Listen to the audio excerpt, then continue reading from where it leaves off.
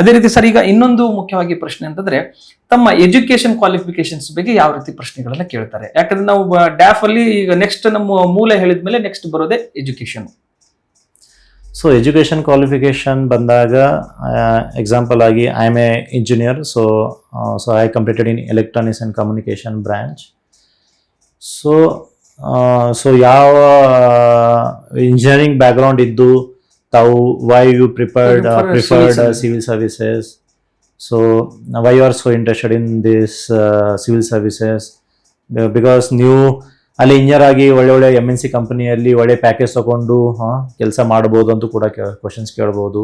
Because there are so many opportunities are there, and Bengaluru is a basically IT hub of India.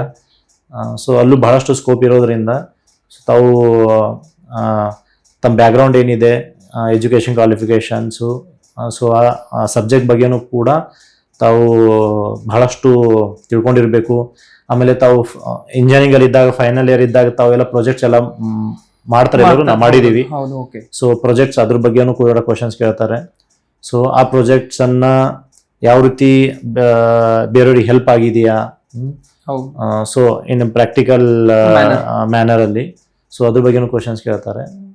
So basically ಅಂದ್ರೆ ಯಾಕಂದ್ರೆ panel ಅಲ್ಲಿ 4 ಜನ ಇರೋದ್ರಿಂದ ಇಬ್ಬರು experts ಇರೋದ್ರಿಂದ, ಸೊ ಈಗ ಇಂಜಿನಿಯರಿಂಗ್ ಬ್ಯಾಕ್ ಗ್ರೌಂಡ್ ದವ್ರು ಬಂದ್ರು, ಆಮೇಲೆ ಅದೇ ಎಲೆಕ್ಟ್ರಾನಿಕ್ಸ್ ಕಮ್ಯುನಿಕೇಶನ್ ಸಬ್ಜೆಕ್ಟ್ ಅವ್ರು ಇದ್ರೆ, ಸೊ ಅದ್ರ ಬಗ್ಗೆ ಥ್ರೋ ಇರುತ್ತಾರೆ, ನಿಮ್ಗೆ ಡಿಟೇಲ್ ಆಗಿ ಅಂತೂ ಕ್ವಶನ್ಸ್ ಕೇಳ್ತಾರೆ. You should be well aware and you should be prepared, so good. And how the recent research ಏನಾದ್ರೂ ಆಗಿದೆಯಾ ಎಲೆಕ್ಟ್ರಾನಿಕ್ಸ್ ಕಮ್ಯುನಿಕೇಶನ್ ಅಲ್ಲಿ, ಸೊ ಅದ್ರ ಬಗ್ಗೆನೂ ಕೂಡ ಕ್ವಶನ್ಸ್ ಕೇಳ್ತಾರೆ.